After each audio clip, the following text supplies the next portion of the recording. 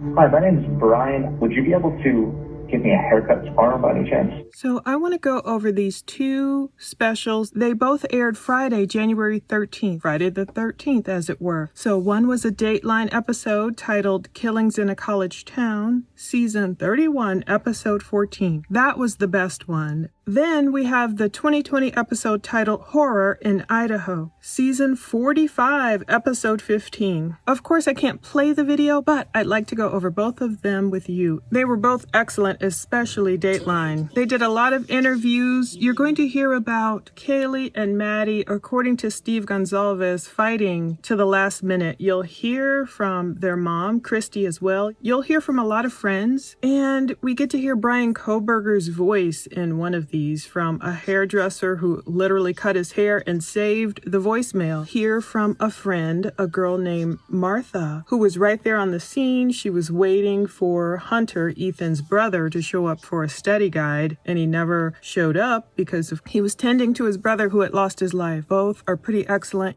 Dr. Phil recently did 2 episodes, and also 48 Hours has done an episode, but these were top-notch. Let's talk about why Brian Kohberger should be really scared and how most people think the affidavit was pretty airtight. Although some people think, well, there's holes in it. Of course, Brian's original defense attorney says that. It was Lester Holt who hosted, and of course, Keith Morrison is the excellent narrator. And they really do a great job with showing the beauty of Moscow, Idaho. So I don't know necessarily why there's such a backlash by some people, there's such a backlash from journalists being in town and telling that story. But I think they made the town and the people, they represented them well. It was gorgeous. So they talk about it being Sunday, November 30th, an all-around damp, gray, gloomy day. There's a girl in here named Martha, and she's talking about fraternities and sororities just being a second family. It was about 10:45 or 11 on November 13th that Martha drove a few blocks over to Sigma Chi because there was this project she was working on. She was waiting for Hunter to show up. Hunter is one of the triplets. Ethan Chapin is the oldest, which I didn't realize. Hunter, his brother, was late. They called the trio the instantly recognizable triplets. Martha got to know all of them pretty well. All of the triplets went to U of I. There was no sign of Hunter, though, when it got close to around 1 p.m. Across town, Katerina Hakima was waking up. She's another U of I student. She saw this text message which went out, the notification from the Moscow Police Department. It took a minute to register. A lot of people are going to talk about their shock upon hearing, but this vandal alert that went out said Moscow PD are investigating a homicide on King Road. Shelter in place. So that's the one thing, again, I took issue with. They told them to stay away from the area, which is a good thing for students, but I don't know why they didn't say a quadruple homicide. But Martha called Hunter and said, "Are you coming?" And Hunter says, "No, I think Ethan's dead." So she didn't believe it right away. And then she just texted Zaina, Hunter's girlfriend, "I love you." She did not know what Zaina was going through. She said, "I imagined that whatever was going on was overwhelming." So she walked out into the courtyard, and that's when someone told her they thought Zaina was dead as well. So since the 1122 King Road house was really close, she walked right over. Martha said a lot of people were in shock. They didn't know. Is it a carbon dioxide thing? Sometimes that's what you hear. You hear poisoning from carbon dioxide when you hear about 4 people in one house all losing their lives together. This was the beginning of the stuff, Martha called it. It was strange. It was just a group of college students standing around silent. It was unthinkable that anything would happen on King Road. Now, up in Rathdrum, Idaho, about 95 miles north, that's when the parents of Kaylee Gonzalez, Steve and Christy, got the news. It was their niece who called Christy, but Christy is saying, "What do you mean?" Christy heard from her niece, "I think Kaylee's dead." And she's saying, "What do you mean?" "I think Kaylee's been killed." She got the voicemail and there were little drips and drabs of info was coming out. But Christy said, "Look, Maddie Mogan, Kaylee's longtime best friend, Maddie would have called me if something had happened to Kaylee." So she's calling Maddie, ring, ring, ring, no answer as well. So this says Kaylee had recently moved to 1122 King, and Christy is saying before long there was a knock on their door. It was the sheriff, and that's when Christy just ran to her room. She couldn't handle it. She knew what was coming, and she was just numb. She ran to her bedroom. If you watch that family's interview with Chronicles of Olivia, you'll see how they get into more depth about who moved in when in that house. I believe they said Maddie moved in 1122 King like 2 years ago, while Kaylee moved in only recently this summer. But they go really in depth about the girls' friendship, about the home, and it's going to lend itself to my theory about the home as well as the occupants perhaps being a target, because Kaylee's sister is going to talk about that home just always being known as, I guess, the popular home. And so imagine these beautiful popular people in this popular home, a spot that Brian Kohberger was really stalking. They talk about Dylan Mortensen. They talk about the other surviving roommates, Bethany, and they don't shy away from publishing their photo and just bringing up questions, not accusatorily, but just bringing up questions about why it took so long for 911 to be called. So that night, students received multiple updates from the university. Classes were canceled the next day, but people didn't feel safer. Martha returned to her sorority the next day. She said along with dozens of young women, they were gathered. They pushed all their beds together. That reminds me of times in my college days, but they, of course, not this level of a tragedy. But the innocent college, sweet town, sweet little Moscow wasn't going to be the same anymore. The girls cried and cried and cried in their beds together. And ultimately, a lot of the kids went home. It was going to become a famous town in the most unimaginable way. So classes were canceled Monday, November 14th. Cops were telling them initially there was rumors of the mayor saying, oh, I assume it's a crime of passion, and they'll get into why he thought that. Monday still brought confusion. There was anxiety, anger. Christy said you feel sick. People didn't know what happened. There was a lot of shock. People didn't know initially how these students lost their lives, and they were initially being told it was a targeted attack. So why was it targeted? There were so many questions galore, and this town was supposed to be so safe. It's one of the safest. It's a great college. They're going to get into Washington State University, and all of it just being a community there. Haley is a reporter from KHQ, a local NBC affiliate, and she grew up just in Moscow. She lived right off King Road.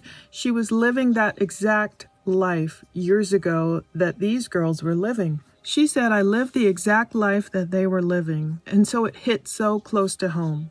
How could it happen? No one had a clue because it was the city's first homicide in 7 years. And maybe that's why they called it a singular homicide at first and not a quadruple homicide. Publicly, police were not saying what they found. They did not know who did it at that point. John Webb is a local NBC reporter who spoke to the Moscow mayor. The mayor answered him about why he thought it was a crime of passion because there was no burglary, there was no robbery, there was no hostage taken. So that's why he believed it was a crime of passion. And that's why the family hit back against that terminology. That's why police kind of did away with that. They have certain experts giving their opinion too. One guy on here, just like I thought, he thought, was it like a murder unaliving situation? Because the way cops were so comfortable in saying, basically, you guys don't have to worry about anything, in essence, as if it was just a crime contained in the house. Finally, town whispers started saying, look, these students were stabbed. A scene that was so troubling. Martha said she has a friend who knew an EMT, and the EMT wasn't even allowed to go in because it was so violent. And I think, unfortunately, we're going to hear more about just how gruesome it was. A violent crime. Even the coroner is going to call it gruesome. And Steve and Christy, they've been married 27 years, such a strong couple. And Christy sometimes will just, her mind will want to go to those dark, dark, dark places. And Steve will try and just pull her out.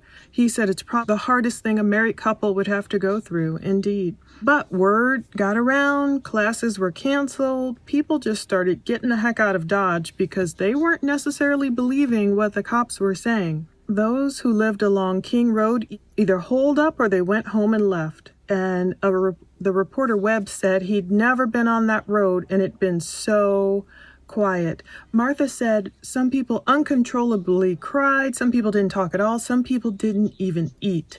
So imagine just being so traumatized. They talk about Ethan growing up in Seattle, north of Seattle, and him being the firstborn of the Chapin triplets and how he grew up so tall and loving basketball. They, of course, talk about perking up when he walked in the room. And because of his family's background, of course, he would want to major in sports, tourism, recreation. They show photos of Zaina, and she's like this gymnast and an athlete. She majored in marketing. So I got to learn the totality of all these reports. I got to learn a lot. Some things about the victims that I didn't know. So they show the Mad Greek where some of the girls worked, but they also focused on Maddie and Kaylee being best friends since sixth grade, inseparable. They're going to even call it even more than that. Some of the friends will call it, they're more than best friends, definitely as close as sisters, because one girl will say, my friends aren't that close to me. So it's a really special friendship, and at the end, some of these programs do great tributes to the type of people they are. So it's a good balance on really focusing on the victims. They talk about Kaylee buying a Range Rover and just going one last time down there. She had already either graduated or was preparing to graduate. I've heard both in these specials.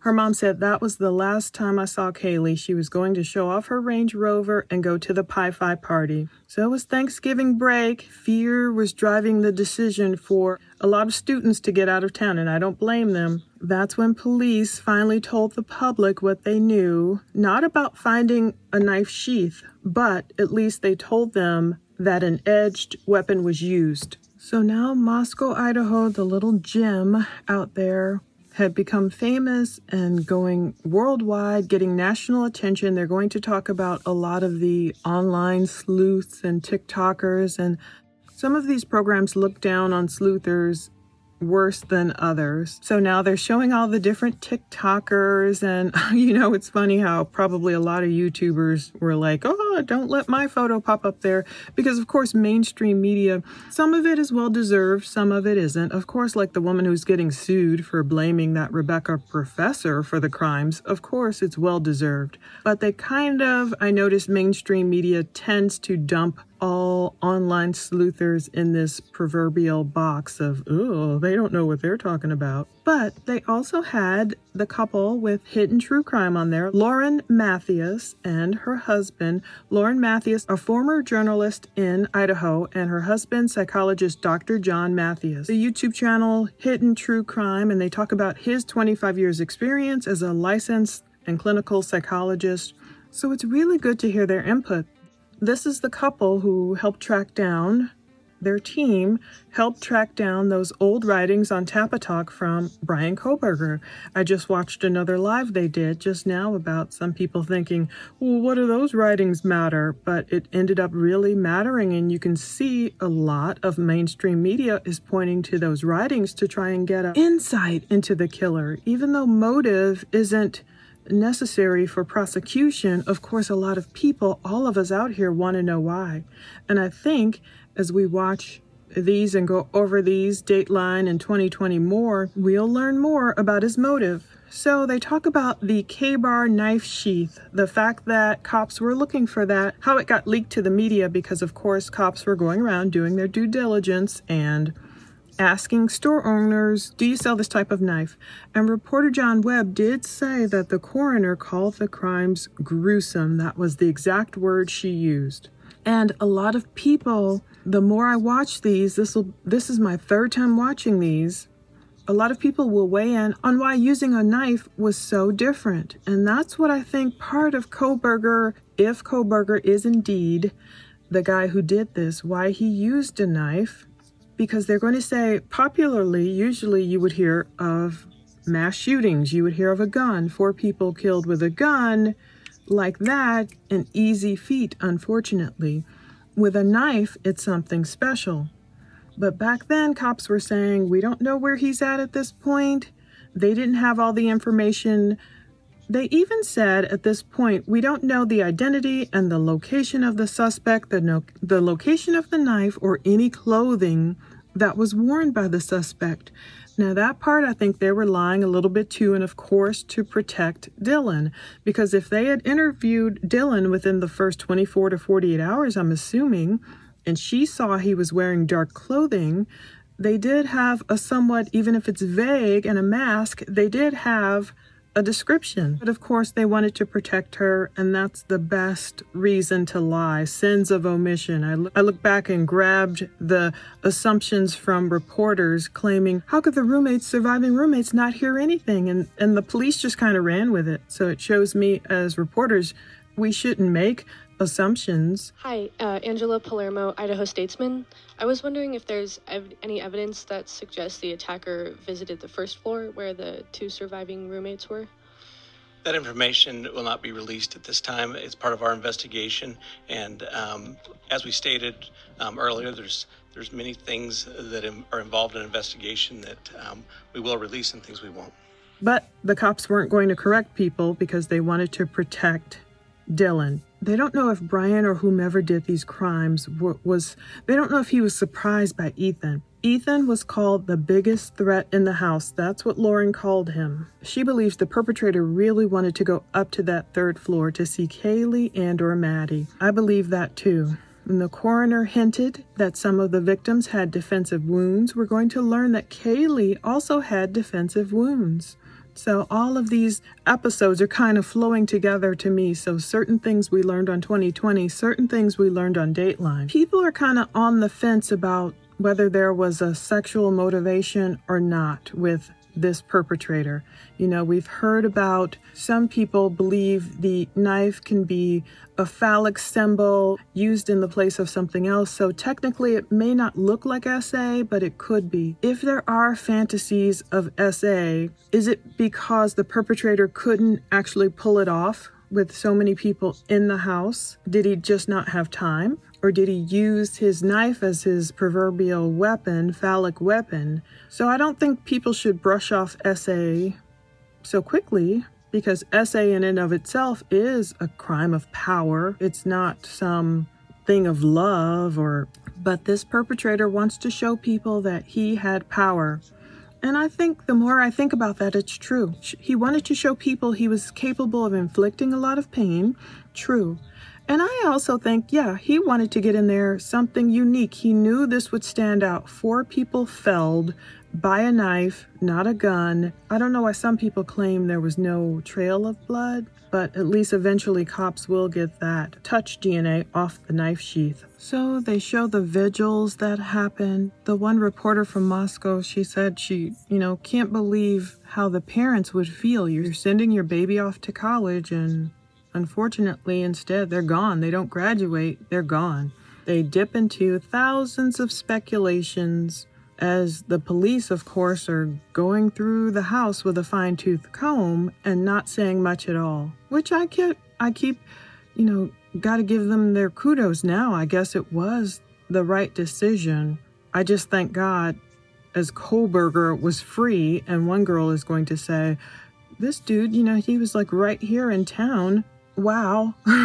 And she's like, the cops are saying there's no threat to the community. So that initial part, I can imagine people taking issue with. But other than that, they got their man. If he's guilty, they got their man. They start going over body cam footage of all the incidents of when police were called because of noise complaints. And what tripped me out the most here was what happened on Friday, November 11th, 2022, where even though police were not called to 1122 King Road, apparently there was a party that weekend right before the crime happened. 48 hours or so before the crime happened, there were about 150 people in or around that house. They say 150, as many as 150 people attended. And this time the police weren't called, but they verified, Dateline verified with witnesses that happened, which of course any victims should be allowed to have their parties. That's no problem. But I'm thinking, wow, what a problem for trying to narrow down DNA if you have 150 folks roaming around through there. how much easier it would have been for Brian Kohberger to spy on them, blend in with the crowd. They're going to talk about him probably doing some dry runs, just going up to the house those other dozen times he was there, maybe trying a front door, maybe trying a side door because of so many people. So they talk about Martha. She actually hung out with Zaina at the Sigma Chi party. And she was happy. She didn't know it was her last time with Zaina. Zaina was in the true epitome of a good friend, in good spirits. People are going to talk about Zaina and Ethan dancing and singing, just having a great time that last night. Of course, they talk about the grub truck and they talk about the corner club, and then they might call him food truck guy, but they have to do a little mystery in here about how people thought the behavior of hoodie guy, as we call him, might have been a little suspect. They talk about Maddie and Kaylee doing everything right. People in Moscow usually don't take Ubers, Martha said, and so they call someone that private rideshare fraternity guy. They, got a ride home more than a mile from the grub truck that night after the corner club, doing everything right. It was 1:56 a.m. So, Steve is going to say, they weren't out there on dates or they weren't out there doing anything wild and crazy. They were girls together. They stayed together. They walked in well-lit places, and everyone was home by 2 a.m. and all 6 residents most likely thought they were safely home. Dateline was pretty thorough, just like 2020. They even covered that 3 a.m. stop, the alcohol offense by the underage kids. They even covered that little scream, distant and far away, that people heard on the body cam footage. But now that we have better times and we know Brian Kohberger's movements and times around and such, we know that 3:12 a.m. and 45 seconds was a little bit too early to hear the crime at 1122 King Road. Now that they've dug into all the video surveillance footage and they've, got Brian's phone number, so they were able to get a search warrant on his movements and track and see when he was literally around that house and when he turned his phone off, and when surveillance footage caught him, doing different 3-point turns and circling or going near the house several times. They got valuable nuggets. But the food truck guy, as we know as hoodie guy, we know he was ultimately ruled out. So that was a nothing burger. But of course, a lot of these shows have to take you on the journey that many of us went. They really dig in on the amateur sleuths of social media. They show Reddit and they talk about nature abhorring a vacuum. So when there's an absence of information, and of course the cops really held back in this instance, so that left it up to sleuths and others to try and fill that vacuum with stories. They talk about the methods of seasoned detectives and what they would use, time-tested methods, but I think there's room for old school to learn from new school and vice versa. They're wondering, was it someone who knew the victim? And we still don't know if Brian Kohberger knew any of the victims. Now, they show when people started targeting Kaylee's ex-boyfriend, Jack Decor. They called him social media suspect number 1. But Christy said Jack is a very soft-spoken guy. He adored Kaylee. She called him a kid. She said he comes from a very nice family. He's the kind of kid that would come in the house, take off his shoes, and Steve said Jack would even take the garbage out, and that's what won him over. So he sounds like a really good guy. They dated 5 years, Jack and Kaylee. And somewhere in there, I believe it was during Chronicles of Olivia's reporting her interview, where they talked about them breaking up and Kaylee wanting to get back together with Jack, just wondering, will I ever find another Jack? And according to Christy, it was just a break. It was an amicable break, and they had been together so long. They think they just broke up to say, okay, if we end up back together, cool. So we know Murphy the dog was staying with Kaylee, and people were wondering, well, why didn't Murphy bark? Did Murphy know the killer? So they're going over all this entire path that online sleuths went down when none of us had ever heard the name Brian Kohberger, and the fact that Kaylee and Maddie called Jack between 2:26 a.m. and 2:52 a.m., that night. It's so much about Jack, Jack, Jack, and he became a suspect, but police were quick, thankfully, to clear him and the surviving roommates. So they didn't leave that out there. And now I see why, because if it's not that they were honing in on Bryan Kohberger as early as November 29th, but there were certain things they had, like Dylan's eyewitness and starting to get towards Kohberger, where I see why they could easily rule out some of these people, but we didn't know why they were doing it because they were saying, oh, we don't have anyone, we have no one. But the guy caught on video, the hoodie guy, reporter John Webb, does say, well, he does look a little suspect in terms of his behavior. He did admit, okay, this guy might look a little suspect in terms of his behavior. Just by the way, hoodie guy turned his cap around when it appeared he saw the camera. But that doesn't mean, of course, that he was being implicated in any crimes or anything. But they're talking again about the criminal using a knife. That's something that's really stood out. And I believe Bryan Kohberger knew that would make him stand out. And also just trying to be this new 21st century Ted Bundy with Kohberger using, in essence, it's a sorority house of sorts that he attacked, the big white popular house where the cool, popular, beautiful kids live. He's staking it out, represents everything he wasn't as we're learning more and more about Bryan's own awkwardness. Martha had a great point in this interview where she talked about the TikTok sleuths, and she, of course, groups everyone in one big bucket, which I don't agree with, but she did say how hard it was because some people were just, out and out accusing hoodie guy, out and out accusing the surviving roommates or whomever, and just how hurtful that was, of course, going through all the digital footprints, going through the Venmo transactions. There's nothing wrong with finding things. I love all of us sleuthing, finding things, but then when you draw a conclusion, oh, this person must have done it. And Martha says just how hurtful that was because in real life, Martha would be there just sobbing, grieving with these people. And then all of a sudden, you see on TikTok or you see on someplace blaming them for the crimes. And they go over the frustration of the Gonzalez family, just how frustrated they were with police just nothing, just having no clues. And I don't know, maybe that was the right thing to do. I don't know, I'm not a cop, but Steve said Steve was feeling the frustration of not knowing anything. But cops were honing in on the white Subaru. But Steve got to the point where he said, look, he was just almost broken and he was saying, help me not hurt myself for the investigation, tell me something. And they just wouldn't.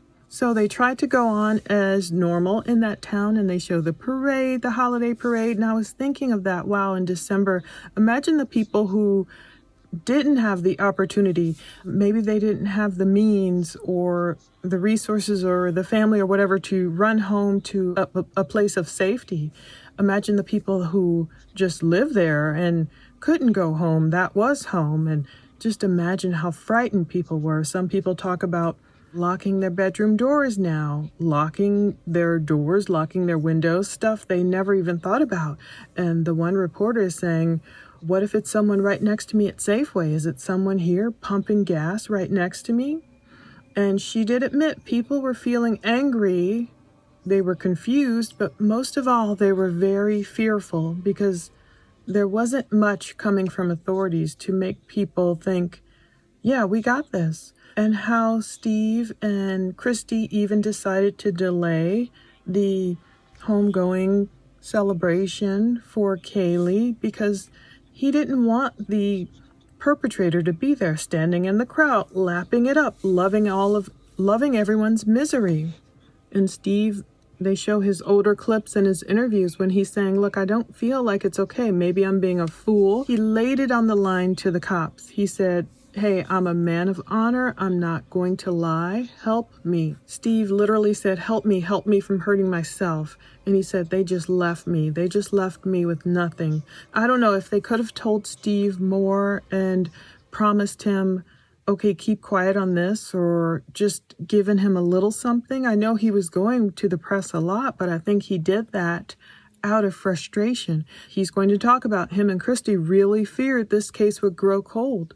other people will talk about it too. They knew so little that they thought, I don't know if this guy will ever be caught. And I wonder if cops felt the same way. There's a former FBI agent, Gregory Scott Rogers, who chimed in as well. So they got a lot of input, not only from people who knew the victims, but people who are very familiar with the court system. He said, look, that's the deal. Cops have to ignore the critics. They just want to do their job. They just want to solve the case. So no matter what was going on and on out here, all the criticism of the cops, they were working it. They put out that appeal for the Hyundai Elantra, initially 2011 to 2013. And they show the PIO with the Moscow Police Department, Robbie Johnson, where she gave more info saying, look, this Hyundai Elantra was in the area of the crimes around the critical time. So we don't know. They didn't spook Brian too much. I mean, ultimately, he did leave town pretty much a few days after this, but they said, this person, we don't know. This driver or whomever might have some info. And finally, Christy was saying, oh my goodness, how long have they had this information? Where did they find this Elantra? Was it on camera? They were frustrated. Cops wouldn't answer these questions for them. But, I can't imagine, as a parent just saying, okay, if this person has pertinent information to the case, who is this person? So that gave some hope. Whether it was a witness, she didn't know. But the police knew, of course, and they were digging, and thankfully, they knew more about that white Elantra, something that would surprise everyone. So they also talked to a student named Austin Morrison, a 10-mile drive away from Moscow in Pullman. He's a student apparently at Washington State University. And so they kind of show the closeness of the communities. Even though it's like divided by a state line, they are so close it doesn't feel like two different states. And they show the gas station where there was security footage from November 13th, a white car driving by quickly at 3:45 a.m., thankfully that store worker was able to sift through video and find, and just how instrumental that helped police narrow down their timeline. Now they go over the car found in Eugene, Oregon. There's lots of white Elantras out there, obviously. It was December 17th when someone called 911, and again they're showing TikTokers going ham over that abandoned white Elantra and how there's so many Elantras.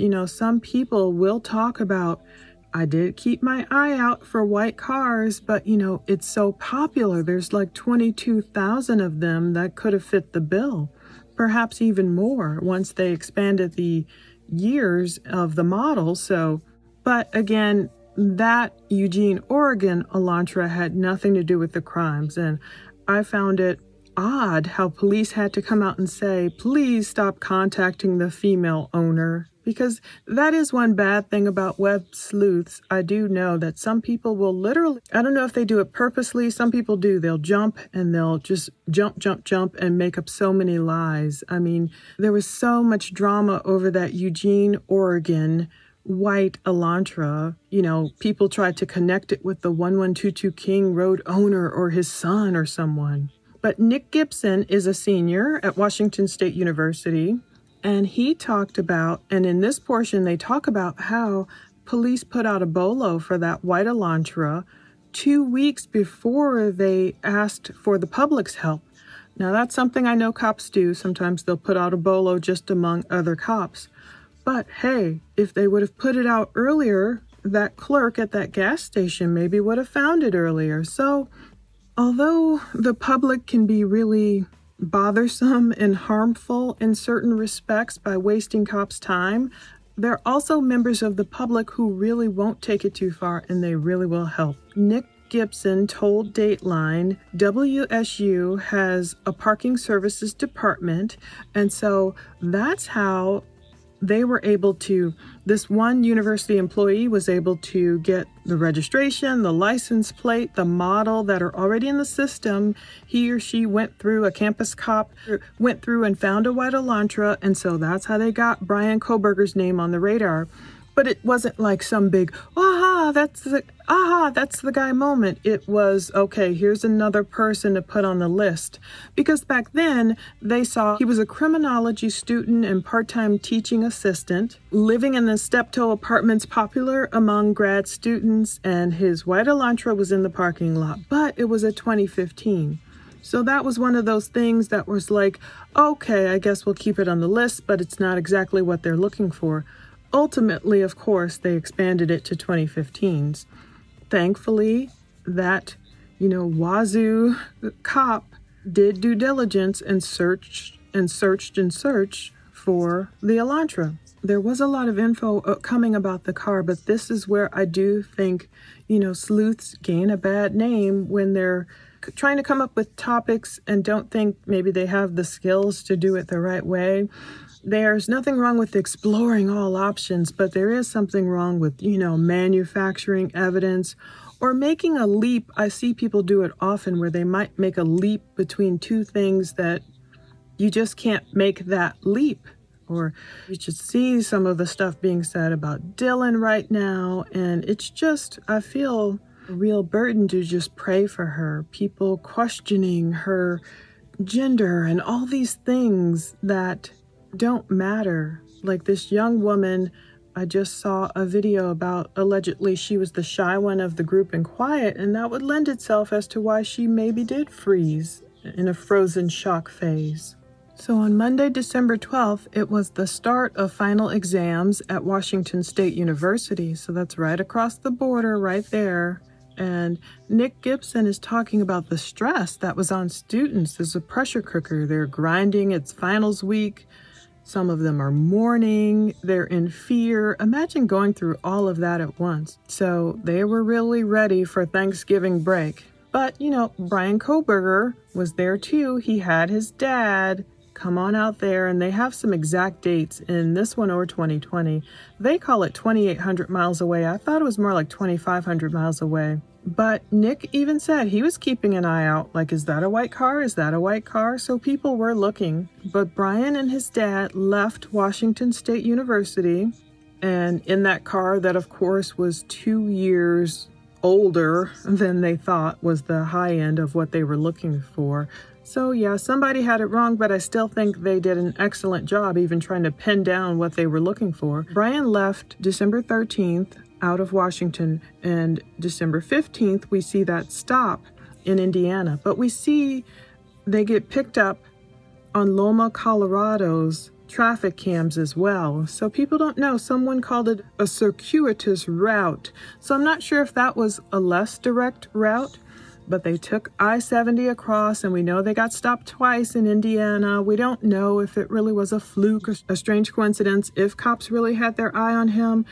Some people just call Brian a bad driver for how often he was stopped. Part of me wonders, too, with that visual snow syndrome, if he's still experiencing that.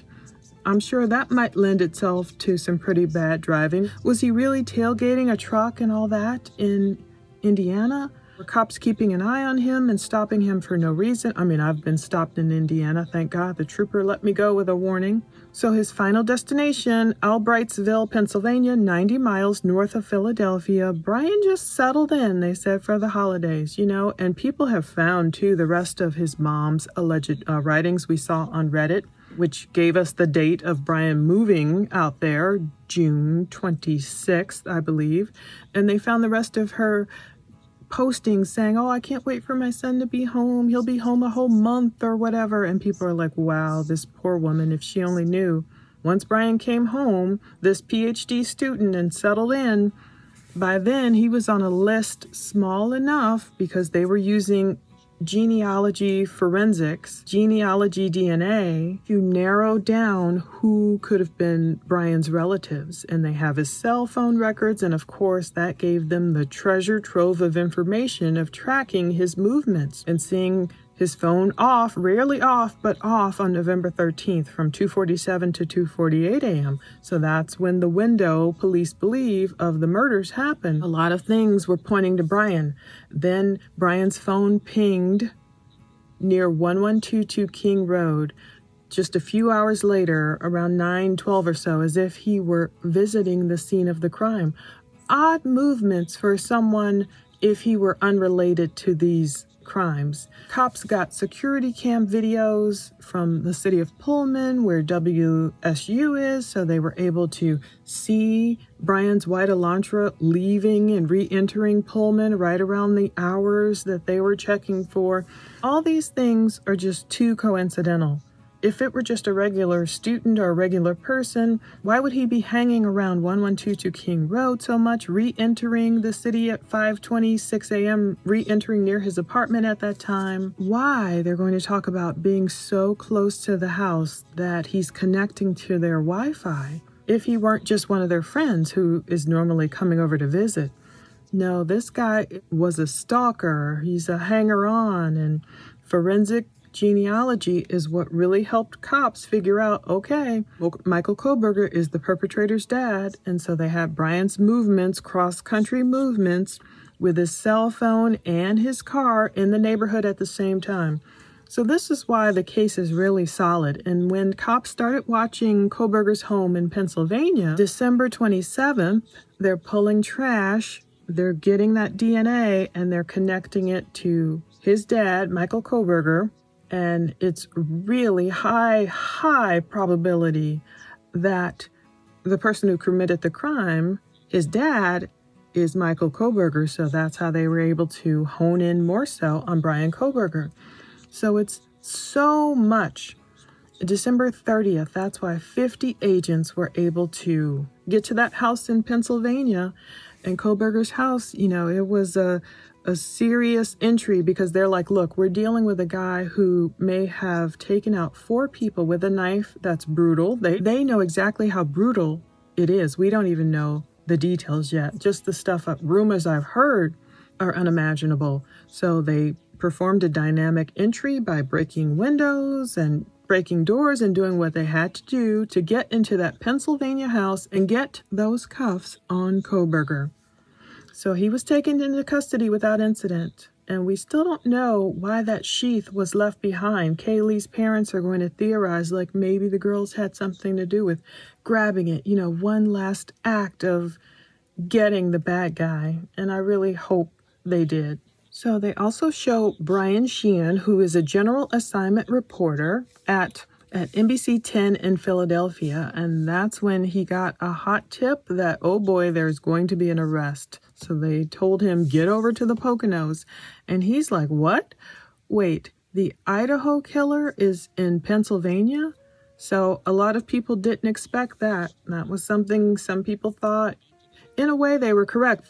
A lot of people thought, oh, this guy's a local guy. Maybe he's someone hanging out in Moscow. Christy, early on, she thought, oh, it's not someone just passing through Moscow. And she was correct. She was correct. It really was someone who lived in the area and had gotten familiar and knew the girls, at least on a stalkerish level, was someone who beat it out of town as soon as he knew cops were looking for his white Elantra. Didn't he know that he would be seen on camera? They also show Casey Arntz. So we know she's the girl on TikTok who we've examined some of her videos where she talked about going to school with Brian, and she was just in absolute shock when he was arrested. And they went to Pleasant Valley District School together. Brian was 1 year younger than her. And she gives insight, a little bit more than she's given on her TikToks, saying how Brian might have had a little bit of a crush on her. Brian might have been crushing on her a little bit. He was an overweight kid, but they were, friends together. But she had heard from others that Brian may have been bullied because of his weight. So, of course, her and her little group didn't do that. They were all friends. They never dated, but she did remember, dyeing her hair really red, and Brian complimented her. Her hair really popped, she said. And Brian said, well, it looks good. It's more red than orange. So they give us a new photo. It looks like Brian's graduation photo wearing blue, and he is thinner at that point. So I'm assuming that's his senior high school graduation. They show when Brian messaged her later after high school saying he went to rehab. They lost touch, but they show how they, saw each other again in 2017 at the wedding, and she was stunned. And it gives insight into Brian's personality because she hugged him. She said, it looked like he got his life back together. Holy crap, that's Brian. He looks so good. He's thin, he's in shape. And, she didn't know what was going on. She gave him a big hug, but Casey said he was very uncomfortable in that social setting. Like he was kind of weirded out and it was awkward. He returned the hug, but it was just awkward for him. They show a photo of him just sitting there alone drinking wine. And she was saying, yeah, he told her he wanted to study criminology, but she didn't see Brian talking to anyone else the whole night. He was closed off. He was quiet. He didn't dance and talk to anyone else. She just said he was kind of there, which is really, I wonder what was happening with him. They also talked with another girl, a former classmate named Madison. So she studied with Brian at DeSales. So she talked to him as early as 2018. It's the private Catholic college set in the hills of eastern Pennsylvania. And she also said Brian looked a lot skinnier than she remembered. Of course, when she saw him in his mugshot, she's like, whoa. Well, actually, the last time she saw Brian was 2020. They had taken a criminology case together. Oh, back in 2018. And what stuck out to her, as we've heard this repeatedly, was that Brian had to let everyone know he knew his stuff. He was annoying. So when one of those kids, when he raised his hand in class, he took it upon himself to not only answer the question, but, keep giving every single detail to further his point. And so she said it was always like, oh, Brian's answering this question. This is going to take up the entire class. Oh, it was kind of creepy and odd the way he would stare at them. She said, she would feel like her and her friends would feel eyes on her, and they would look over to the side and he was sitting near them. They would always catch him staring at them, but he wouldn't even really try to talk to them. So I don't know what that is about a person who stares at others intently. Everyone talks about his intense stare. But Madison also, too, she doesn't remember seeing Brian in the cafeteria, walking through class, hanging out, doing social things, walking through social settings. She doesn't remember Brian in social settings, only in class. But Attorney LaBarre is out here still capping for Brian. He's the public defender who was back in Pennsylvania saying Brian told him he's eager to be exonerated of these charges. They show the fact that Brian's mom and dad and his two sisters were shocked. LaBarre said they are still supportive, though. Can't take off his criminal defense hat. But they show Brian being extradited, of course, from Pennsylvania to Idaho. His whole life was ahead of him. But the common description is Brian just being an awkward teen. He was able to, though, exceed, of course. He got his master's in criminal justice. He was able to maybe tamper down, some urges.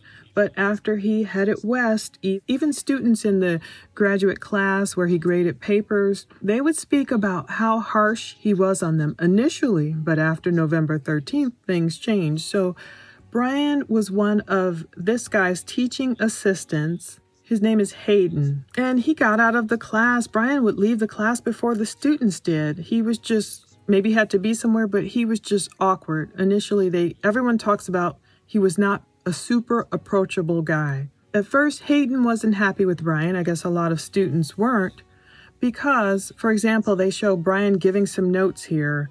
The court did not rule on her guilt for one. He had a tendency to, Brian would say, well, I would have done it this way. I would have included all this other information. And Hayden called that annoying because he's saying it's not like we were getting it wrong. It's just we didn't do it the way Brian would have done it at his PhD level. But things change. This is another thing that a jury could hear. Was it related to the crime? Stuff changed. Brian was handing out 100s and he stopped leaving all the detailed notes. Everyone was just getting A's. So people were thinking, okay, well, this makes up for him being so hard on us earlier. It kind of evens the playing field. So, of course, students didn't put two and two together initially, but after Brian was arrested, they realized, oh, yeah, stuff did change with this guy. Dr. John Mathias gave a really interesting, insightful viewpoint it's not surprising that Brian, if he's the guilty party, would have transformed after this crime happened. You know, if someone has these fantasies of what they will do and they're building up all this angst and rage and violence and aggressive impulses, and then once they perform that horrible action, they get all those impulses out, you could see why that would alleviate some things. They even get into the memorial and the guy who walks by, and people were thinking, sleuths were thinking, is this the guy? Was Brian at the vigil? But no, it turns out it was a different guy who may have just kind of favored Brian, maybe been a little tall. They call him Blue Coat Guy. I didn't know if it was him or not. Some stuff if I didn't know, you just chalk it up to, I don't know. And that viral theory collapsed. Certain things I believe more than others. Like I really do believe Papa Rogers may have been Brian posting on Facebook. I believe the Tapatalk postings were Brian. Things that are a little bit easier to confirm. They show the Papa Rogers Facebook account. They show the fact that on November 30th, this Papa Roger guy is saying, this leads me to believe they found the sheath.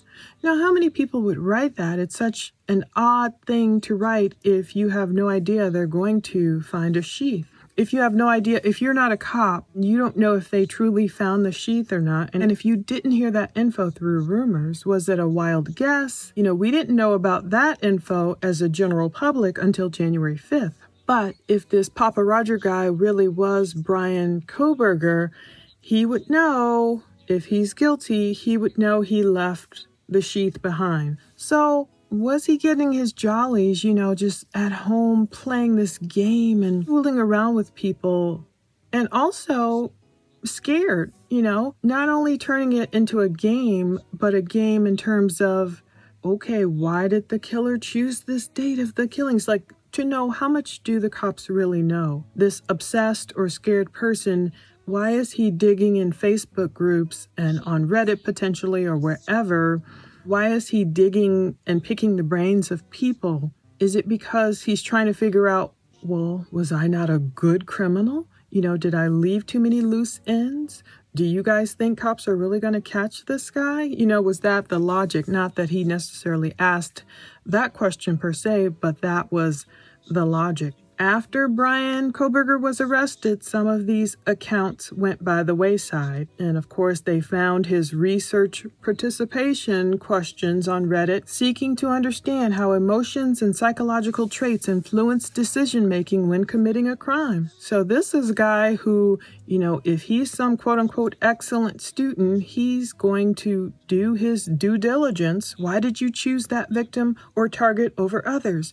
After committing the crime, what were you thinking and feeling? Why was he so intrigued? Certain people, I'm learning, get into criminology not to better society, but there are some creepy people who get into it for the wrong reasons. So on January 5th, the probable cause affidavit is unsealed, and that's another continuing theme. Some people are really impressed. Brian's old lawyer isn't impressed with it. He's talking about how many holes it has, even though he did, in one interview with Brian Enton, he called it pretty solid. They talk about seeing Brian Kohberger in the courtroom. He does look creepy, but he also looks afraid. And all the charges he's facing, did he ever think he would come face to face in a courtroom? Like when he was planning, if he's the guilty party, I must keep saying, if he was planning this crime and, for years, and finally enacted his horrible plan, moving the end of June, basically moving out west. And pretty soon, by July or August, we don't know, definitely by August, he's stopped like a mile and a half away from the 1122 King Road house. If he's scared, he should be. They drove up there to stare Brian Kohberger down, Steve and Christy, but they did say that Brian never even turned around and looked at them. Mr. Intensity, staring everyone down, obviously didn't have the chutzpah or cojones to stare at the parents of one of the victims' lives he took. Once we got this affidavit, I don't know if Brian had seen Dylan or not as an eyewitness, but that may have been the day he found out there's an eyewitness. Of course, they have the sheath, they have the DNA. She saw me wearing black clothing and a mask. She heard things. There's tons of video evidence. When the guilty party, whomever that is, was planning this elaborate crime and doing all these dry runs and drive-bys and planning, and did he start planning as early as the end of June, beginning of July? Was he planning all July, August, September, October, and 4.5 months? When did he literally start? And of course, with that research years ago, did he really start then but not develop a target until he moved out west? Is that why he even moved out west? But with 4.5 months worth of perhaps targeted planning, did he ever envision in his mind that he would be in court one day, perhaps staring down at the death penalty, getting caught, deciding what to plead? They believe he will plead not guilty the way things are sounding now, but of course we have to wait all the way until June, if not later, until his preliminary hearing, and then we will see a lot more evidence, I'm sure, because I'm sure they have a lot more. So Brian's defense attorney, Ann Taylor, needs all that time and perhaps even more. I'm not sure how huge her team is.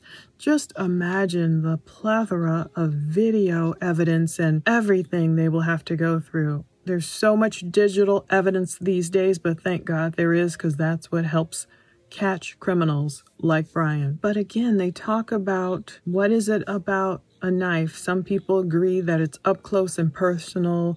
We know it's quiet, but people can always use silencers on guns if they're really concerned about quiet. There's some reason he chose this weapon, whether it was to throw people off with it being a military style weapon, or even Brian had some sort of military aspirations apparently as a young boy. When you see that photo of him overweight kind of doing like a push-up or what have you, did it represent all of his discarded dreams, the things he didn't become?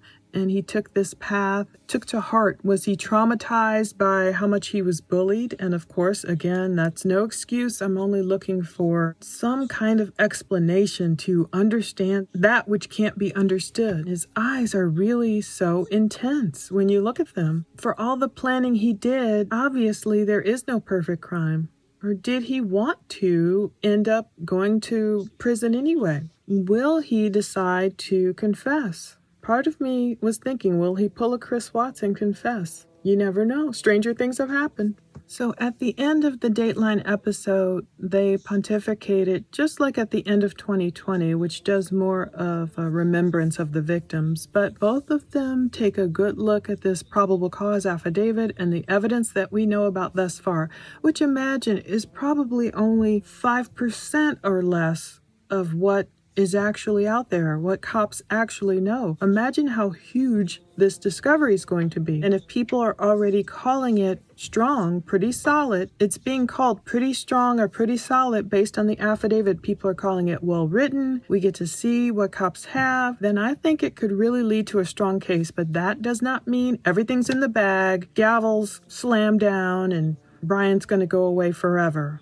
One guy hesitates to call it a strong case, but they will call it solid. So people agree it's not like cops arrested Brian and then sometimes, unfortunately, we will see an arrest and the affidavit will come out and some people will say, whoa, that's no smoking gun. What the heck were you thinking? But in this instance, cops have that eyewitness, which some people claim is pretty weak. They have all of his movements. They have a lot of his movements. They have video evidence. That's why Christy and Steve want that death penalty. They don't want to show mercy. It's not necessary to get the blessing of all the families of the victims to say, okay, what if Brian takes a plea deal? Are you guys okay with that? But like they said, any prosecutor worth his salt will listen to the families. So it looks like at least the Gonzalez family is saying, no dice. He doesn't get to plea his way out of this. And so they said he showed no mercy on the victims, attacking them at a vulnerable point where, it's the middle of the night or early morning hours or whatever. And I don't know if there's inebriation or what have you. You're not prepared for someone coming in and just attacking you brutally. So that's why they're saying he doesn't deserve mercy. This will be a very interesting trial to see how it plays out and how long it will take to move through the justice system. But these days, unlike way back in the day during the OJ trial, DNA evidence was still very new to the public and still confusing, and the way it was explained was confusing. I think the general public, with so many true crime aficionados, they understand DNA evidence a lot better now. And so maybe it won't be all this hokiness about, oh, that was planted or this, even though, of course, people do believe some far-fetched things.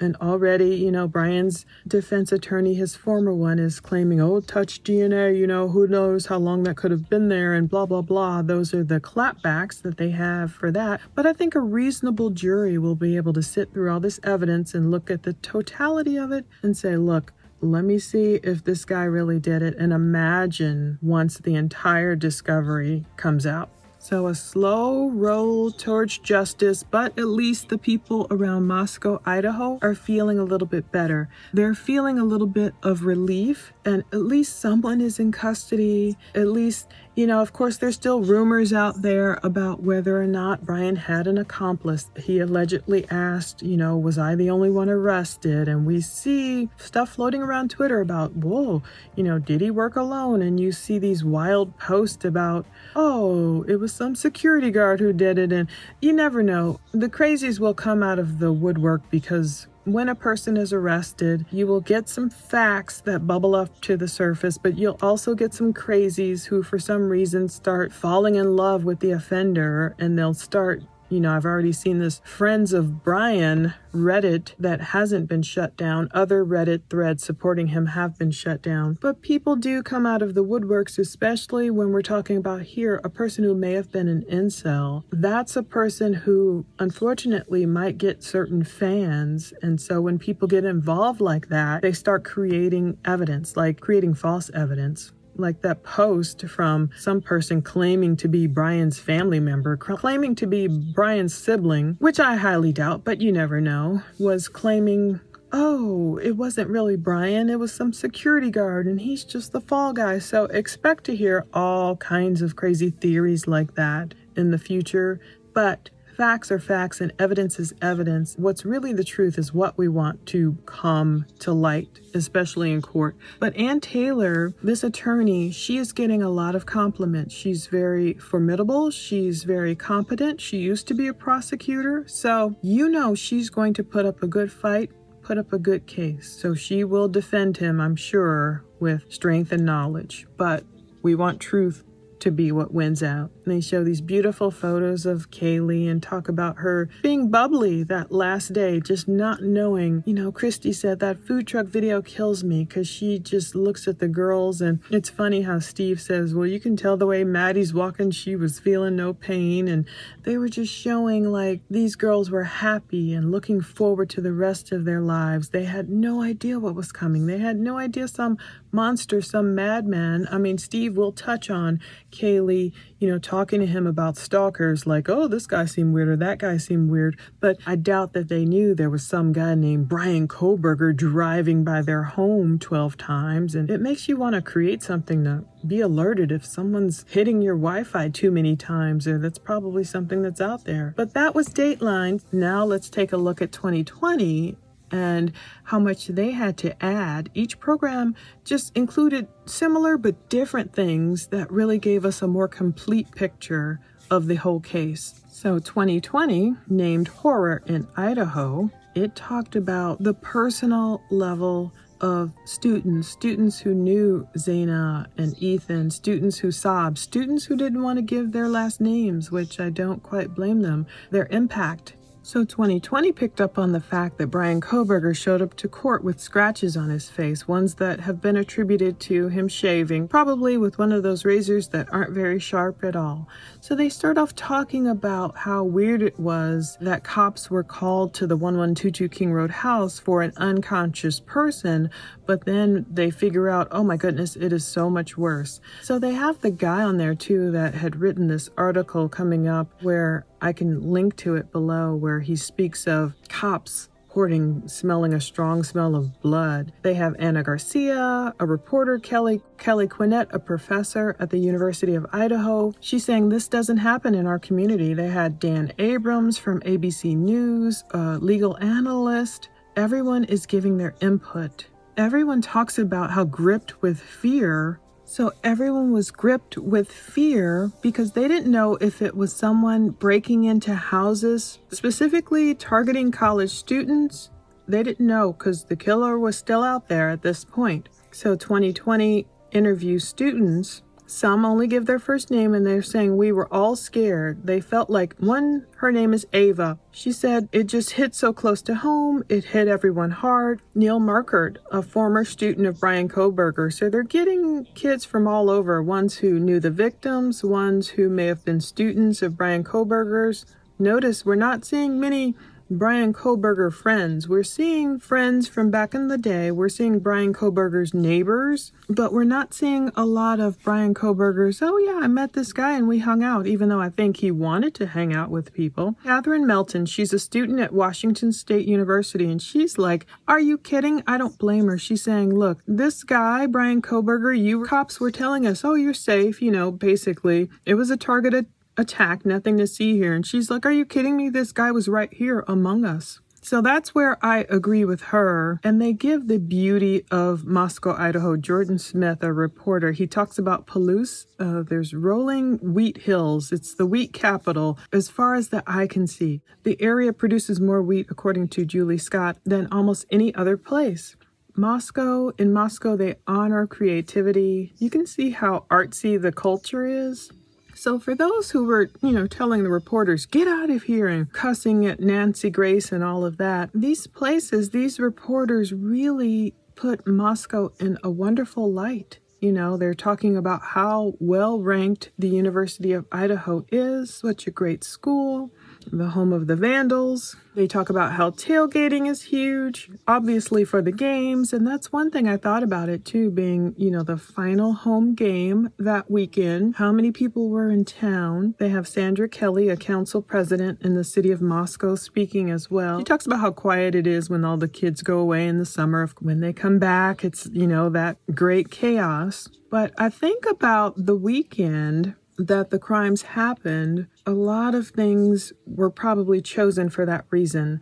For sorority row, for Greek row, for Maddie and Kaylee both being in sororities. I think these are a lot of the reasons Brian targeted them in his sick mind. If you look at Chronicles of Olivia and her interview, she does touch on why Kaylee and Maddie pledged or rushed different sororities. Kaylee got in one or Maddie didn't get in the other, or however it works. Olivia Gonzalez is Kaylee's sister. She also speaks on the 2020 episode. Really good. She looks beautiful. She just goes over so much. So we get a peek of a lot more of their lives. Olivia is going to say how the girls experienced their first heartbreak together and blasted Taylor Swift music in the basement. But if you look at that other interview with Kaylee's parents, their mom does explain why they were in different sororities. So all these different theories that were postulated, like, oh, the girls weren't as close anymore, they weren't in the same sororities, and their family explains why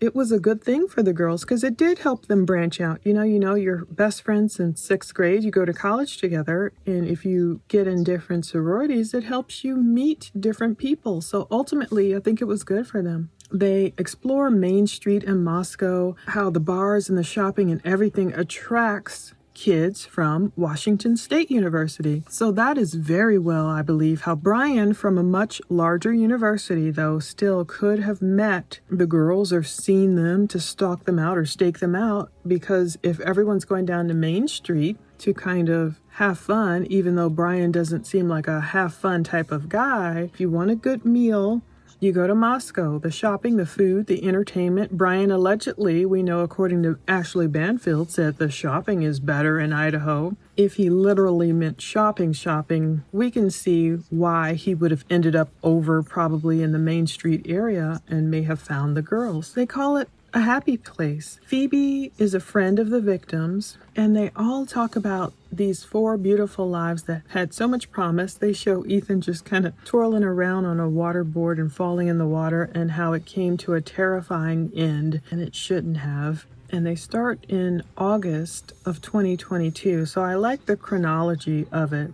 They talk about the school year beginning and young optimism. So if Brian was there at the end of June, I wonder what he did all of July. Did he just settle in? When did he literally arrive in town? We know they're going to talk about him getting a haircut, and that's another thing that falls right in with the timeline.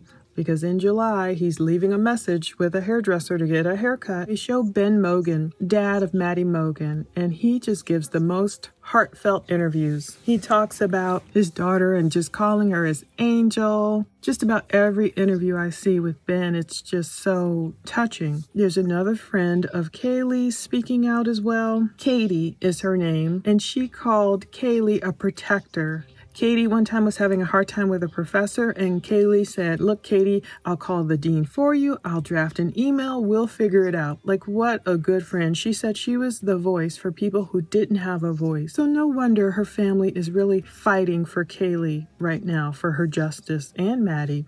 Ben is calling Maddie his angel, and they're showing just older photos of their family when they were younger. Notably, we don't see Maddie's mom speaking out. We don't really see Zaina's family speaking out either, but we will. We've seen Ethan's family speaking out for him. Friends are talking about what a perfect couple Zaina and Ethan were, even though they didn't think that Zaina would ever get a boyfriend. But once Zaina said, "I have a little crush on Ethan," and then it started. And people talk about their first impressions of Ethan being this huge, tall dude, but they call him a gentle giant, a gentle teddy bear. They show him singing country songs with his friends, and, you know, the first song they learned together, his one friend is going to wax nostalgic over. "Fall in Love" by Bailey Zimmerman. That was one of the first songs that his friend memorized together with Ethan. You can tell their personalities in these videos. And if you're able to watch it through Hulu, I'll leave the links. I watch it through my DirecTV subscription. But the school year had kicked off and this house was bustling as normal. They call it Fratlantis, says Cole Altinder. He was a former resident of that 1122 King house. So this was a popular area. Right off campus, there's Greek Row, but then all the roommates being in sororities, it would be easy to peg it basically as a sorority house. There's always people interacting around there. And Cole, who lived there, he called the house unique. He said it's 3 levels, as we know, definitely an older home, creaky and noisy. If you're walking around, anyone would know it. You could hear it. And Olivia said it was the perfect place for the girls to explore their newfound independence, you know, getting ready to just branch off and live a new life, just branch off, leave college. They talk about how pink was Maddie's favorite color. They show photos. They show those beautiful pink boots. Her dad goes into this story about having a pink party for her 21st birthday and one of her friends not wearing the correct shade of pink. So of course, you know, her friends had to hear it from her. They talk about the mini golden doodle, Murphy, that Kaylee had. And her friend Phoebe said Murphy became like her child. So it was kind of like Kaylee branching out, taking on more responsibility, going into adulthood, stepping into adulthood. They showed the video Kaylee posted of her dancing with Murphy and her treasured pet. And I remember seeing the Facebook post of Kaylee looking for a roommate in Austin. But Olivia said this home has been known for parties all the time. That's why I think, you know, Maddie, as long as she could remember, Olivia said, that house has been known for parties. So they think that's one of the reasons why, you know, Maddie and ultimately Kaylee, I guess, wanted to move into it. It was symbolic. So that's why I kept thinking of Howard Bloom, that's his name. Howard Bloom, he's a writer with Airmail. He's the guy who wrote this really long article. You may have seen it, but it gave us a little bit more insight into the reactions of the cops that day. He's the one who gave us a snippet of kids standing around in shock that day, just being able to say one word to the cops, dead. The friends who speak out on there say that it was always just friends of the roommates' friends of, everyone who lived there at the house. There was no one there who shouldn't have been there. Well, I thought to myself, well, Brian shouldn't have been there, of course. They talk about just how hard Kaylee works. Her mom says that Kaylee always did summer school. She picked up the most credits that she could, so that's why she was graduating in December. An internship in Austin, which would evolve into a paid job. So that's why she was set. She was ambitious. On Chronicles of Olivia, they talk more about Kaylee's history and being a moneymaker and a go-getter, and that was the first time that Maddie and Kaylee would be living apart because Kaylee was headed off to Austin. She had her job set. She knew what she wanted. I remember seeing a Facebook post where she was looking for a new roommate. So that's another reason I'm sure Brian was watching. If he knew, oh, wait, that Kaylee girl's back in town, just for the weekend, maybe that's when, if he did it, he decided to strike. There was a post on Zaina's sister's Instagram. She turned in, I guess, an essay on November 7th, and she talked about enjoying life. The most important things you can do is enjoy the ride in life, not the destination. So that was just November 7th. Just 5 days later, after she, turned in that essay, that's when you started seeing the events happen, starting November 12th that night with the girls going to the Corner Club, going to Sigma Chi for Zaina and Ethan, going to the food truck, and then the events, unfortunately, that happened afterward. But first, they talk about the feel of the weekend. It was a big day for the students because it was the last home game. The last home game of the season. It's the time to let your hair down. It's like, okay, everybody's here. Everyone's in town. It's like a party weekend. Even though we lost this game, there's some kind of saying, even though the University of Idaho lost the game that night, the Vandals say, even if you lose, there's always booze. So apparently that's why the Corner Club is really famous. So we saw them going to the Corner Club, hanging out, talking. We did see that still photo of Kaylee talking to Jack, and maybe that's when she realized too, I really want to get back with this guy. Maybe with the liquors flowing and a drunk mind speaks the sober truth. Maybe that's why she was calling, because like her family said, maybe she realized, I'll never find another guy like Jack. I don't know who her family spoke of on Chronicles of Olivia. Some other guy Kaylee went on a date with who called her a bitch. Kayla Nguyen is another friend of the victim. She is on 2020 as well. She talked about hanging out with Kaylee for game day, but also said Kaylee was hanging out with her roommates at that time too. Now, this is the portion where they talk to Steve and they mention that Kaylee could have had a potential stalker, but it's nothing that was ever where she recorded him or reported him. Her mother says it's not like some ongoing thing. It might be just like, oh, I noticed this guy behind me or this or that. It wasn't, I don't think Kaylee ever talked to her parents about like, whoa, this guy is driving by the house 12 times or something like that, or some guy is coming and checking our doors. I think if she would have known the seriousness of it, of course, any of the roommates, they would have been proactive to try and get that guy jailed. I only wish. But it's a standard thing in Moscow to go to the game, go to the Corner Club, grab a bite to eat at the grub truck, and then go home. Ben said, yeah, Maddie is a good girl, but she didn't like to let her hair down. Kaylee's sister talks about them being out late. It's a standard thing. Ethan went to this Bell's Ball with his sister, which I thought was so cute. His, triplet. They were always together. Tyler Amaya, former basketball coach of Ethan, talks about how tight-knit the trio was. So everyone talks about Ethan's sister's sorority party, and Ethan was her date. Like, that's so sweet. A bunch of students just getting together, mingling, having a good time. Ethan and his friend were both at the Betty's Ball that night with his sister. His friend Peter, a friend of the victims. It's a formal dance, so it's so sweet that he would have gone with his sister. After that, he meets up with Zaina at his fraternity back at Sigma Chi. So they were partying and having fun, a totally normal thing to do, having a great time, dancing, singing, and once again, everyone ended up back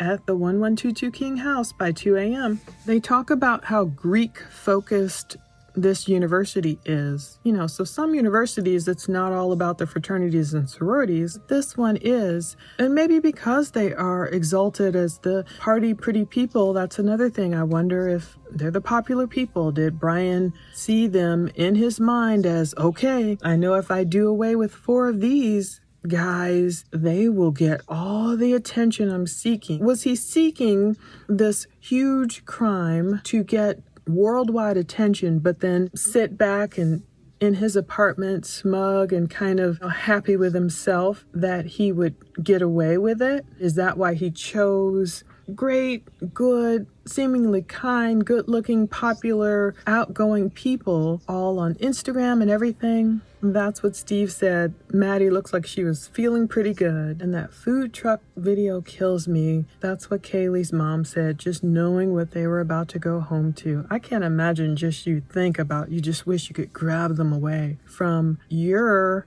having a fun night and eating and grabbing carbonara and trying to soak up the alcohol and getting a ride home because you've been drinking, so you have your designated driver. But then you have no idea that some recluse, some sick mind is out there watching, has been plotting and planning, and is finally going to strike. You know, after 2 a.m., everyone's home. They're all settling in. They're probably not asleep, though, because, again, we know about Zaina getting DoorDash at 4 a.m. We see there's TikTok activity on her phone. They're still winding down. Was Brian driving around, waiting, lurking and looking, hoping he would catch them all like really sleep so they could be really, really defenseless? We know Kaylee and Maddie were on the 3rd floor in one room together. And I wonder, you know, I don't know how many shades or curtains are in that home, but I wonder if it's from a perch where Brian was ever able to just watch, just sit back from a darkened hill in his car in that parking lot behind. And did he just sit there in the stillness and just stare and stare? But around 3 o'clock, Kaylee's sister said they probably just called it a night, ate their pasta, and were in bed together like many other Saturday nights. Like, she said it in a way without saying it, as if the girl's attempts to call Jack to say, come on over, I really want to see you, Kaylee really wants to see you, maybe that failed. It seems like she was trying to say in a way, well, you know, all those calls didn't work, Jack didn't answer, he's asleep, so by 3 o'clock they called it a night. They called it a night and went to bed, not knowing the horror that would come upon them within probably an hour or more. So Sunday, November 13th becomes the day that Moscow, Idaho will never forget. Officers responded to a call. 3 patrol vehicles, according to the mayor, Art Betchy, he saw 3 patrol cars screaming up the streets with their sirens on. He's like, that never happens here. It was very confusing. So again, we still don't know who made that 911 call. We know that several people spoke with the operator. You know, they won't release the transcript. They won't release the audio. All they've heard is like someone's unconscious. So we don't really know if it's true yet that did one of the roommates pass out? And was that the unconscious person? But they don't know what they're going to walk into. But obviously, someone was able to tell them, look, dead. You know, the people inside are dead. The officers confronted a sea of silent students. That's what writer Howard Blum says of the airmail. They only said one word, dead. So these students were in shock. When the lead sergeant goes into the house, he later told people how the high smell of blood rose up in his nostrils. And so it must have smelled like copper. I hear that's what blood smells like, that much. But nothing could prepare them for that. They even blur out the address on 2020. It's so different to see how the editing is different in each program. There was brutality on different levels. Just the mere fact that a brutal weapon was used. And Steve keeps saying it wasn't punctures. It's like it was more. It wasn't just stab wounds. It was punctures. I don't know if he's saying gouges, but soon the whole town and the whole world would get to know this house. So this popular white house that was known locally as a party house suddenly is splashed everywhere. And then we find out later there were 2 people that survived this attack. And how did that happen? And where is this killer on the loose? Angela Palermo with the Idaho Statesman, she talks about the vandal alert. And it still gets me that first alert that came out just said a homicide. They show Maya Hippensteel, one of the friends of the victims, and she talks about texting Zaina, not getting an answer. And again, Tyler, who used to coach Ethan in basketball, he was shocked. Everyone just talks about not being able to comprehend it. Kayla talks about being shocked. I think that's normal. I mean, this would be a shocking crime to happen like in New York still. 4 people felled with a knife. And another friend remembers texting Kaylee and she cries and she's trying to see if Kaylee was okay. So just so much grief.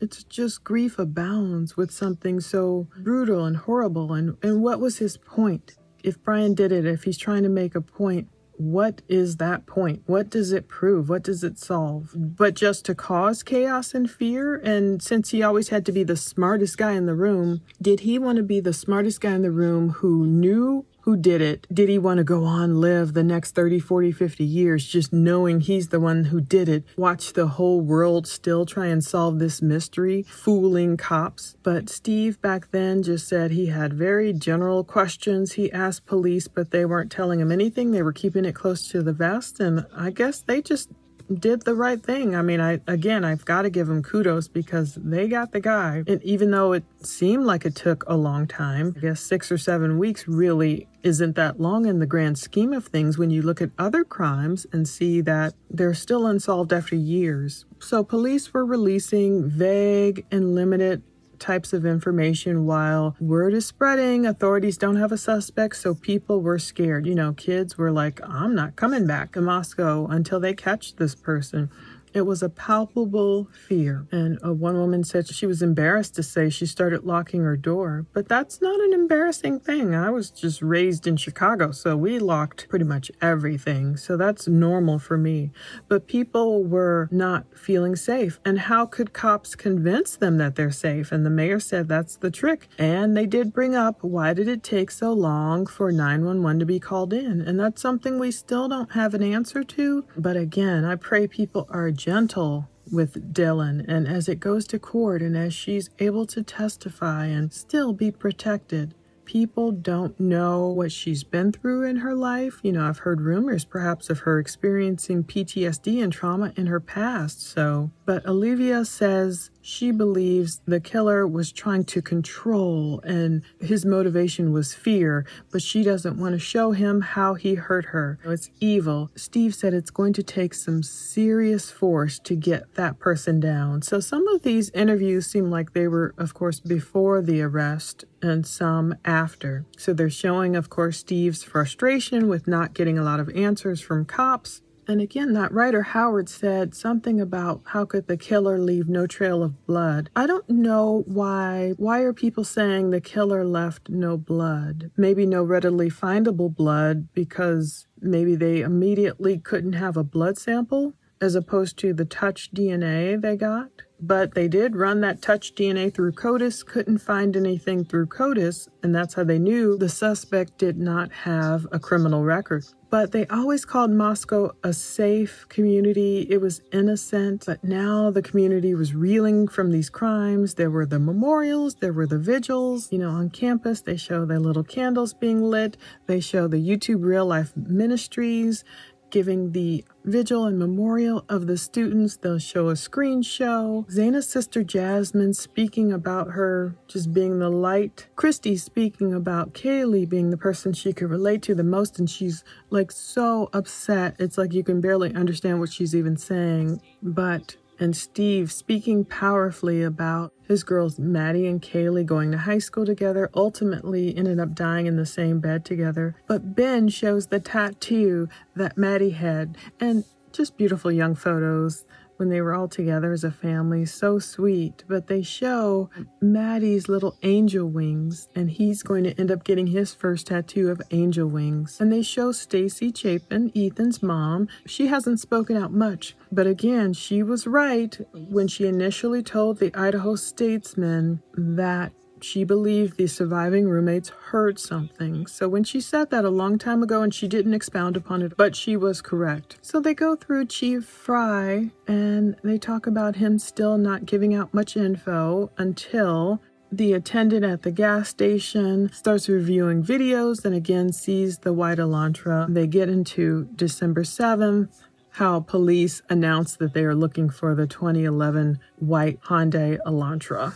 A lot of overlap, of course, in the stories and the facts, the guidepost of the stories, but each episode fills in the gaps with different information and kind of puts out a fuller picture of the entire story. So they talk about the white car being seen on video and getting caught hanging out around the 1122 King Road house around that time, and how there's really no reason for him to be in that area at that time, even though it's a party house. People are going to be out. But it could stand out his pattern. This dozen times hanging around the 1122 King Road house and then hanging around, especially around the time of the crimes, that's not normal. That's not just, oops, I happen to be in the area. It'll be interesting to see what Brian Kohberger's defense team comes up with and what kind of doubt it could raise in people's minds. But 2020 covers the Eugene, Oregon Hyundai Elantra and how that wasn't the right one. And they go through all these people locally getting angry, and they're upset at this point before Brian Kohberger's arrest that they feel like police have absolutely nothing. They're getting frustrated. And again, this is the point where they start disparaging online detectives. Howard says everyone can put out a theory, but it can become slanderous, and these people with platforms hurling baseless accusations at the community. And that's so true. They start talking about Kaylee breaking up with her long-term boyfriend, so cyber sleuths accuse him of being involved in this horrible murder. And Kaylee's family being firm on the fact that they love Jack and he's not involved. Just like Kaylee's sister said, he's not suspicious. And they touch on the University of Idaho professor who is, of course, rightly launching a lawsuit against that TikToker. And it is, again, it's a lesson in responsible sleuthing. We can publish the fact that there was a hoodie guy at the food truck and we can look at his movements, but it's a whole nother ballgame to start, telling viewers, oh, this guy looks so suspicious. He must have done it. I hope it helps people. And that's why I tend to be so cautious with what I say. And because I do realize I had it and I said it in my mind, it could be someone we've never heard of. And so that's why Brian Kohberger came out of the woodwork. And even before Brian Kohberger's name leaked, there were some other people, saying, oh, these were the guys who were arrested for murder. But Ben, Maddie's father, said he never lost faith that someone would be arrested. And so it was good. Right before New Year's, someone was, December 30th. But Ben said police would tell him things one day before they happened. So he said, Ben, this is the day we've been waiting for. So they arrested that 28-year-old Brian Kohberger in Pennsylvania in relation to the Idaho killings. That's when Casey Arndt said she just started cussing. She saw his mugshot. She couldn't believe it. She couldn't believe it was someone she knew arrested for these crimes. I think a lot of people did not expect him to be clear across the country. But her friends are crying and saying she would give anything to hear Xana's laugh and see Kaylee's big, radiant, gorgeous eyes and Maddie's just wonderful personality, sweet personality one more time. People, of course, are really grieving over this loss. They show a lot of Brian Kohberger's court appearances, and they're wondering, was he really somebody trying to commit the perfect crime? But Casey said one of the last things that Brian told her, which was a little bit creepy, is that he loves her, loves the group, even if they stop talking someday. So Kaylee did, in fact, have defensive wounds. And this is the next part they got into in the second half of the 2020 report. So they'll talk more with Kaylee's parents and more with Brian's friend, Casey, and looking back on asking why and seeing the weirdness now. Welcome to Moscow, the heart of the arts. It's an artistic community. For 7 weeks, the whole community is like, what the heck happened? Of course, a lot of parents were like, no, my kid can't come back to town, which I don't blame them. Lauren Patterson is a reporter for the Northwest Public Broadcasting, and she talks about how it was great that people kind of got this closure before New Year's Eve. So there's this big news that Brian has been arrested, and boy, I'm sure it made some people feel so relieved. I mean, if he really did work alone, if he really is the perpetrator, I'm sure cops are more relieved than anything. But I don't know if they expected him to be like 2,500 miles away from the scene of the crime. Did they expect it to be someone who was right there in their community, teaching other young people in the criminology field, a PhD student facing 4 counts of first-degree murder and burglary? So this is what the families wanted to hear. This was the step forward. This was everything people needed to know. We still don't know everything they have. We just have the bare bones, good stuff they needed for the probable cause affidavit. But Phoebe did say, she's a friend of Xana's, she said, I always thought someone would be caught. She just didn't know how long it would take. But Ben said it was a huge weight lifted off of him, but once seeing Brian's face, he knew he would have that face in his head the rest of his life. But he thinks he just has to be more focused on the fact that someone is caught. And a neighbor said to find out it was our neighbor is horrific. Those who knew Brian Kohberger are stunned at his arrest. This is when we see the hairdresser who literally cut Brian's hair, Rose Perez, the barber of Brian Kohberger, and we finally get to hear his voice. And his voice sounds awfully similar to the guy who called in another YouTube show, so we can go back and compare.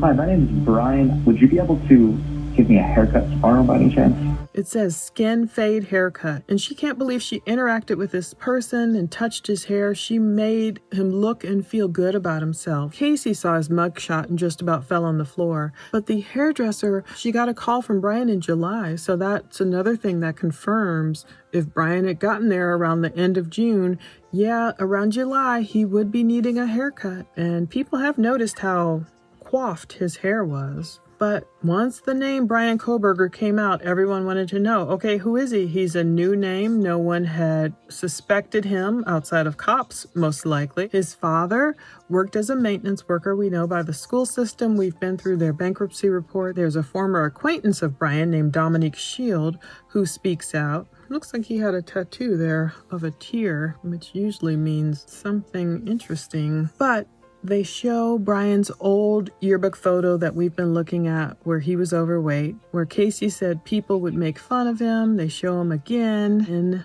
the yearbook, Kohberger, right there next to his name. Yeah, this tatted guy has a tear. He's an interesting friend. Doesn't that usually mean you have a body? But he calls Brian less withdrawn. And Casey talks about, once again, reconnecting with Brian at her friend's wedding. He wasn't very social in 2017, and he kept to himself. She said it was fascinating that he was going to school for criminal justice. So I wonder why Brian was so troubled. Like, he's a good-looking enough guy, and if he had gotten clean, and why couldn't he just have a normal relationship and just have found, I don't know. I always wonder, why do people act the way they act? Why couldn't he have, settled down, met a nice woman, and lived a normal life? Instead, he's conducting this research participation needed study on Reddit and pretending he needs it for class, but he's asking, before making your move, how did you approach the victim or target? Please detail what you were thinking and feeling. So he is going out there and really doing his due diligence in order to perform evil. It's not like learning how to be a great video editor or learning how to be a great doctor. It's like, let me study so I can commit the perfect crime for notoriety. Did he want to get caught and then be known as the next BTK? Did he want to be known as BCK? Did he want to be the next Ted Bundy?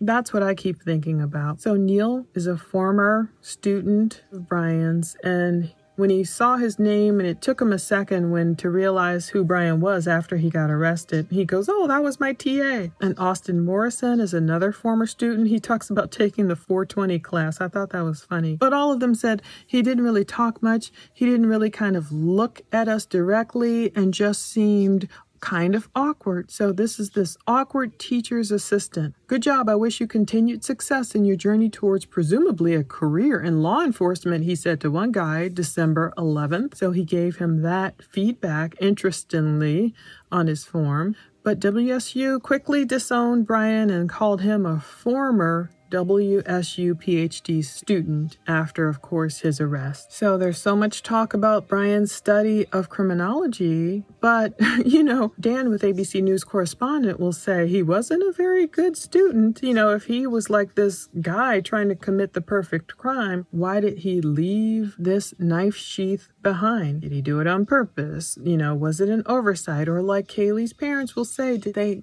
pull it off his belt or did he drop it out his bag or something? We don't know. So they talk about the vigils that happened after the crime and the growing frustration around the world before Brian was arrested and all this pressure that police faced. And that's when Steve said, I think a lot of officers work their tails off, and this happens a lot of times, but Steve says, we're not going to let it happen here. So he was pretty staunch about, and he didn't want anyone else. He said he didn't want anyone else's parents to experience the pain that they were experiencing. If there's some guy running around, some perpetrator, imagine if he had decided to target another house. But the whole time police were building their case, and it was on the 29th when a Washington State University officer looked through the info, discovered the white Elantra, went to the parking lot, and it came back registered to Brian Kohberger. They also realized this driver has bushy eyebrows, so that's another connect. But obviously it wasn't enough of a connect to get him to rise to the top of cops' list at first. But 5 days after the murders, that's when Brian switched his registration, so he had Washington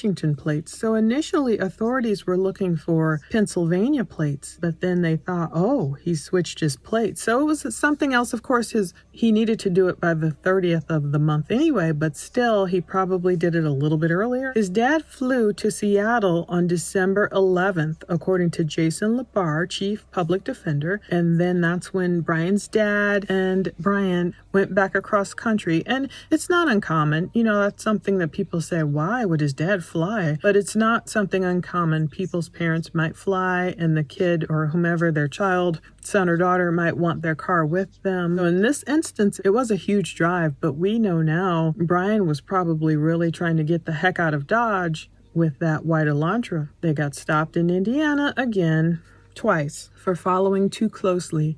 And that does lead me to believe, what is Brian's vision like now? Does he have a proper depth perception? Is his depth perception off? Is that why he was following too closely, if he was? And Brian's trying to talk about Thai food up and down, but his dad is just speaking more freely, like, yeah, we just came from WSU, and my son here, he's in criminology. And so while Brian is trying to give evasive answers, his dad is just saying, oh, we're going right over there to the Pocono Mountains, and yeah, he works at the university up there. So his dad doesn't seem to be trying to hide anything. He's not giving evasive answers necessarily. And that's when they just go off with just a warning, even though they're stopped twice, which is odd. Could be a coincidence, might not be. The FBI is saying, nope, we didn't stop them. But, they're commenting on, are you guys scared of airplanes or what? And they get let go with just a warning. So imagine Brian just going home, and imagine this probably being greeted with hugs, maybe with his mom and sisters, and his mom probably so happy to have him home. And what did he do for Christmas? Was he looking forward to this wonderful New Year's Eve? Back in the day, in those writings where he talked about treating his dad so badly, did that change over time? Was he kinder and nicer to his family? Either way, cops saw him tossing that garbage in a neighbor's garbage can, and just before dawn, December 30th, they were in there breaking down stuff and getting Brian in custody. I mean, his parents, his family must have been so shocked. If they knew he was a troubled youth, and maybe they tried to get him help all these years, Brian talked about all the different medications he was on, but then maybe they grew proud of him. I like what this Captain Paul guy said. He said, I wouldn't play poker with the chief of police right now. In essence, all this time, cops knew they had Brian pretty much in their crosshairs, but they were giving these pressers, and at one point they did stop giving pressers, but they were giving these pressers like, we don't know who it is. But Brian's former lawyer talks about his mother being upset, Brian mouthing to his mom, I love you. And just imagine his parents, like his family, what they must have felt if they truly thought this is a troubled youth who turned his life around, and look, he's a criminology student now. And I mean, you'd be so proud. You'd say, wow, he was able to graduate. He got his master's. He's going to get his PhD. Hopefully he meets nice people out there. You know, people, I believe his family were worried about him making friends. But whoa, imagine him going out there only to commit these crimes if he's guilty, and then, you know, your family being totally shocked one day that, whoa, this is what you went out there and did? This is the position you put us in? You took 4 souls off of this earth? And Kaylee's mother is just saying that Brian didn't even turn around and look at them in court. And when she heard all those murder charges being read aloud, that's when the gravity of it really hit her too.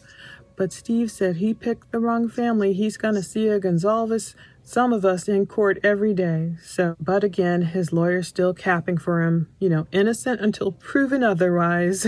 He says these specific words. He won't say innocent until proven guilty. So that was an interesting turn of phrase. But this whole time, cops had a bunch of evidence. Ben couldn't even get past page 7 in reading that affidavit. He read it until he fell asleep, and he was trying to read it aloud with his family, and it was just too much for him. And just imagine, that's the affidavit, and we know how horrible that is. Imagine once all the facts come out, and I really hope, you know, the stuff we've heard on some stuff on Twitter, just really a lot of brutality, or you hear about things on 4chan. I pray they're not true, because my God, if that arrest affidavit is that troubling to victims' parents like Ben, I can't even imagine how horrible even more details will be. So that's where Ben Mogan said, I got to about the 7th page, and he said he broke down, and he just cried. He cried until he fell asleep that night, and he hasn't read the rest of it. But experts are giving kudos to the affidavit, and they're calling it strong. And it's interesting that it does begin at 4 p.m. when Corporal Brett Payne arrives at the scene. So he's the one who wrote it, I guess. But I always wonder what happened earlier. You know, what happened, and we'll find that out in trial, I guess. What happened at 11:58 at that point? You know, 4 p.m. is 4 hours later. So what happened when the first people arrived on scene? And what did they see? And I'm so glad they didn't let certain EMTs in, because if they know, if there's no hope, if these 4 people are obviously already gone, yeah, there is no reason to traumatize EMTs with views that they'll never be able to get out of their mind's eye. Just traumatic views. It says Maddie and Kaylee were deceased with visible stab wounds, and they find the sheath right next to them in bed. So the cover to the knife being next to Maddie, you know, did she go for it? Did she try and grab it? Why was it left there? You know, for a man who is trying to commit the perfect crime. Or maybe he wasn't. Maybe he just wanted the notoriety. Maybe Brian knew, I'll never settle down and get the type of wife I want. I don't know what kind of girls he was going for, or, you know, he had a bad approach apparently. I feel like there's someone for everyone. So he could have, if he were kind and not just so arrogant, he could have found a lovely woman and settled down with her and had a nice life. So what was wrong where he couldn't meet someone? And how was he approaching them? And what was his attitude? Did he get stuck on the trauma of whatever girls traumatized him in the past and not realize that not all women are like that?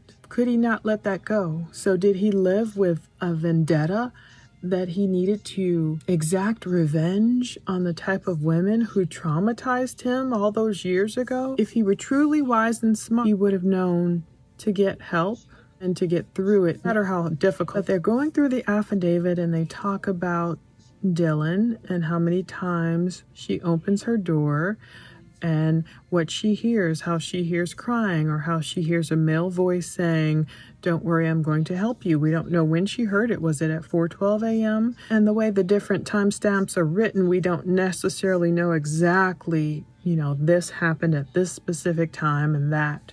But we do know a dog can be heard barking repeatedly at 4:17 a.m. So I wonder if that's after, you know, I was imagining little Murphy watching the killer walking out, if he was able to like look up through the window, through the ledge, and if Murphy could see the guy leaving, was he barking incessantly, knowing something was wrong with his owners? Dogs are so smart. So they're going through the steps of the affidavit, and they talk about at least a guy 5 feet 10 inches tall or taller with bushy eyebrows, athletic. This man walks past Dylan, so they really recreate it, and Dylan being in a shock phase, just frozen.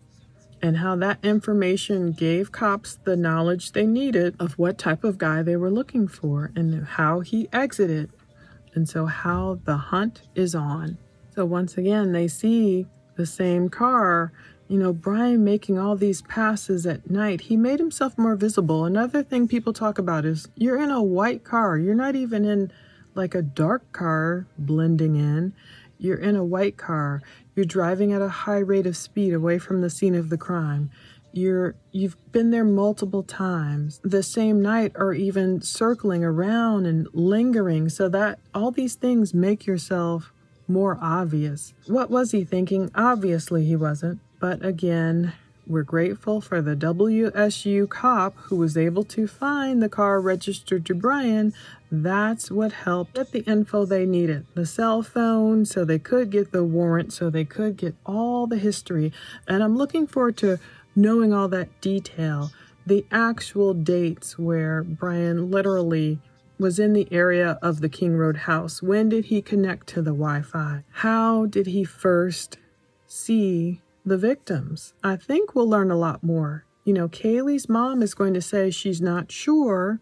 She can't prove it, but she does believe that Brian followed the girls on Instagram. During those crucial time periods around the time of the murders where Brian either turned off his phone, it was in airplane mode, or whatever for about 2 hours, these are all things that a jury can, put together an entire picture, like watching a movie, like reading a novel. However, someone has to get it in their brain to see these things all put together.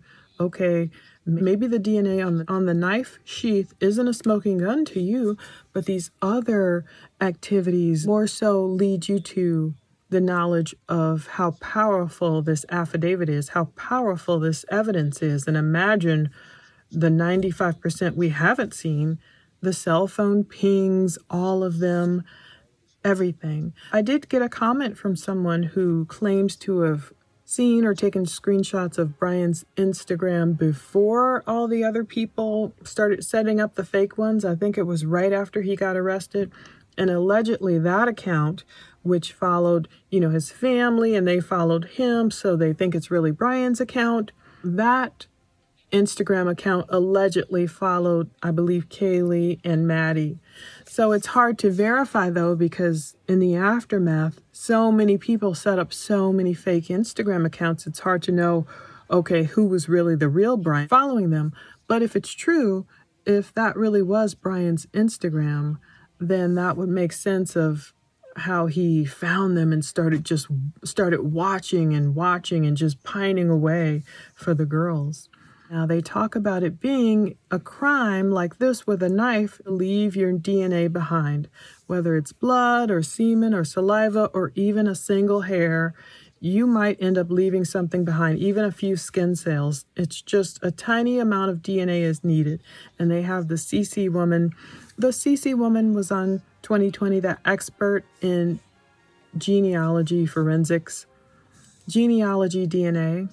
But they call the house like a soup of DNA. I had no idea it was like 150 people over that house that Friday night, because we haven't necessarily seen photos of that or video of that. So there's probably out there somewhere. I think people just didn't realize it until these reports came out, but witnesses have said as much.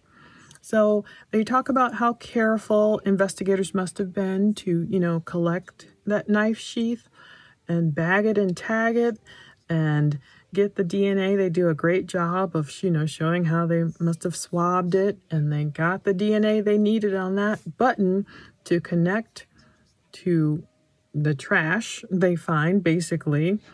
They talk about if they would have run it through CODIS, how If Brian's not in the system, if he's not a criminal, no priors, then they wouldn't have found him there.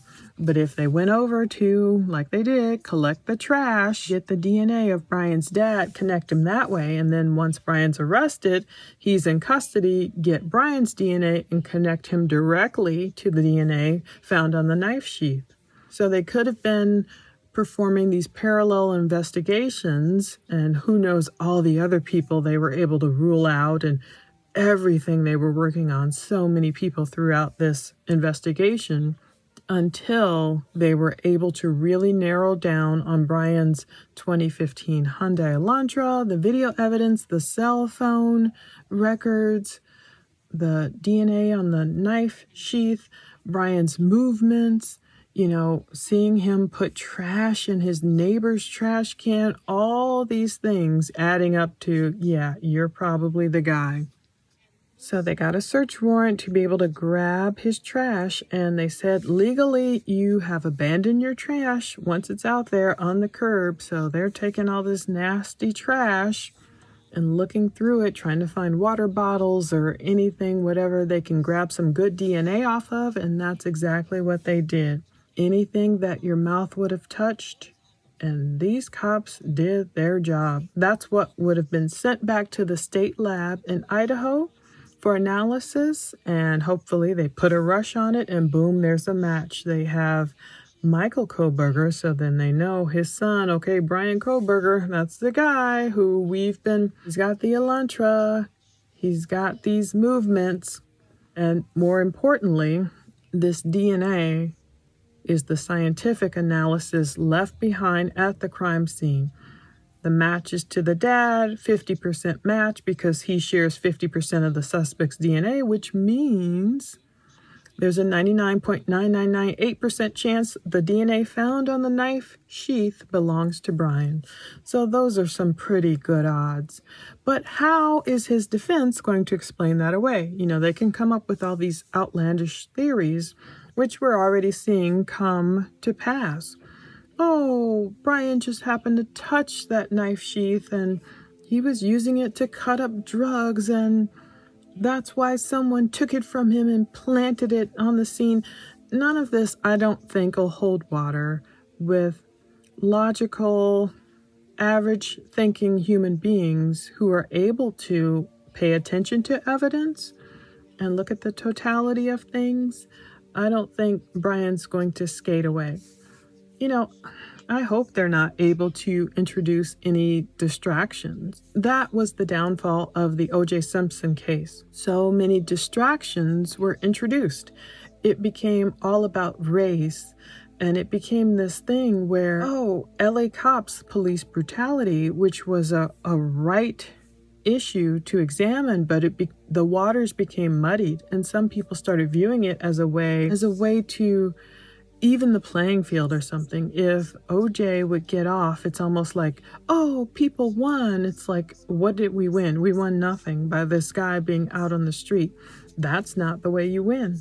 But they show Brian's dad outside trying to clean up, after the brouhaha. But Phoebe talked about going back to school. She's a friend of the victim. She talked about it's going to be overwhelming going back to school.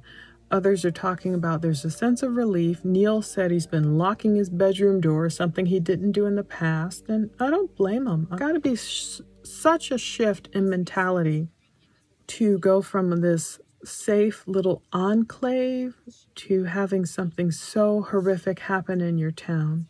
So they're showing Ann Taylor and defense attorney Ann Taylor telling the judge she needs more time, of course, to go through all of this evidence where, with cameras everywhere, cell phone records, Brian traveling across the country. I can't imagine how much video evidence, terabytes and terabytes worth, images, everything that will have to be examined. Who knows when this case will really go to trial? Even though stranger things have happened, it could be Brian could see the evidence mounting if he's willing to take a plea to avoid the death penalty. Kind of like, I believe, what drove Chris Watts, even though that was Colorado and people are like, nah, that wouldn't have been a factor.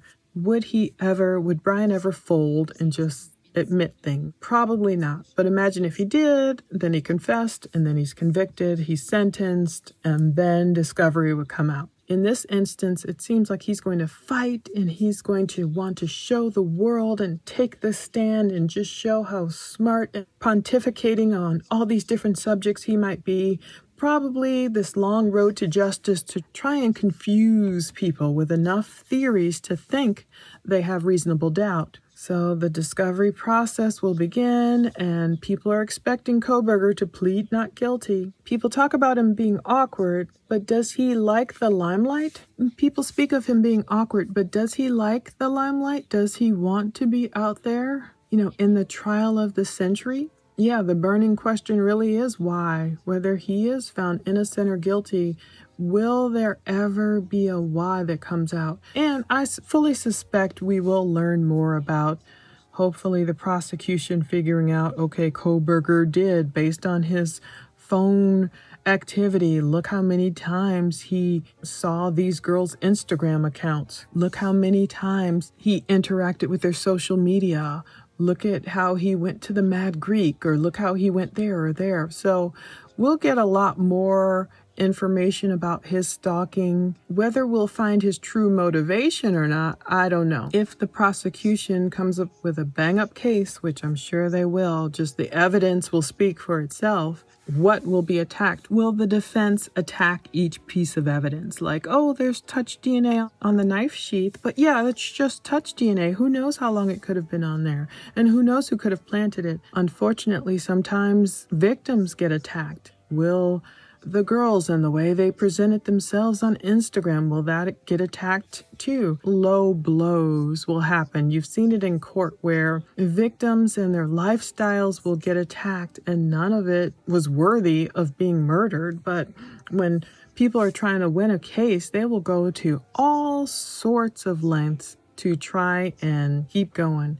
We will continue to let the legal process unfold, and they basically love their son. That's what Kohberger's family said in a statement, but like Dr. Phil noticed, they didn't come out strongly and say, this is our son, we love him, and we know there's no way he did this. So I found that viewpoint interesting because Dr. Phil said, look, I know my son's character. If this were my son getting in trouble for something like this, I would be out there staunchly defending him. But the statement that Kohberger's family put out was very measured. Like, first and foremost, we feel basically sorry for the victims' families, and the victims are at the forefront, but they were supporting Brian without saying, we know he didn't do it. He must be completely innocent. So that part is interesting. They didn't come out, guns a-blazing defending him. The best part at the end of 2020 was the fact that they showed former co-workers with Ethan, Tulip Garden Place, and the place they came up with, a new grouping of tulips, like yellow and white, called Ethan's Smile. And that was so sweet. It would take too long to come up with an actual tulip, a new kind of tulip for Ethan, but it looks so beautiful with the yellow and the white tulips together. And so they really talked about new scholarships there organized by the University of Idaho and Sigma Chi for Ethan. And it was just really a beautiful tribute at the end to basically all the victims. They'll continue to honor Ethan's legacy now and in the future, they wrote. And they just talked about how great Ethan and Zaina's relationship was. It was kind of a model relationship. And how Zaina, how open she was. She never batted an eye. It was all right. You're in my life. You're going to see basically the good, the bad, and the ugly. And Zaina had her most fun surrounded by friends or family. And I'm wondering did Brian come across Zaina and her welcoming ways? Did he take that as some kind of open invitation? We'll just have to wait. It'll take time. But they don't even call them ride or die or best friends in terms of Kaylee and Maddie. They were sisters because they're saying, look, I never had a relationship like this. This is what I aspired to be. They were put on the planet to be together. Something so special about Kaylee. Her sister said she was really, really loyal. She was just a call away,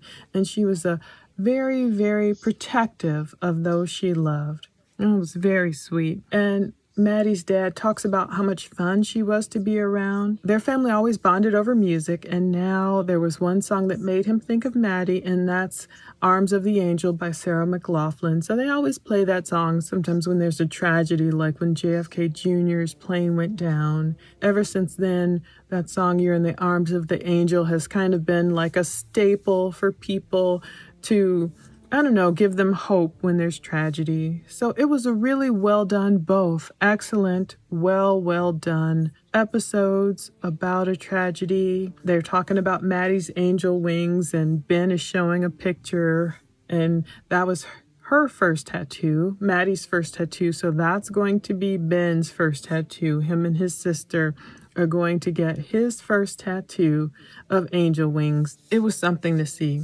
People that just had the biggest heart and loved those and loved them and loved each other. And they're talking about, who knows what they could have been. So many questions to be answered in this tragedy. So they'll follow it every step of the way. So indeed, Galatians 3:26 through 28. So in Christ Jesus, you are all children of God through faith. For all of you who were baptized into Christ have clothed yourselves with Christ. There is neither Jew nor Gentile, neither slave nor free, nor is there male and female, for you are all one in Christ Jesus. Thanks for watching this whole entire summary, and stay tuned for more different cases now that this is kind of wrapped up and we're waiting for the next big stage and phase of this trial to begin. I plan to look into and cover a lot more cases. Take care.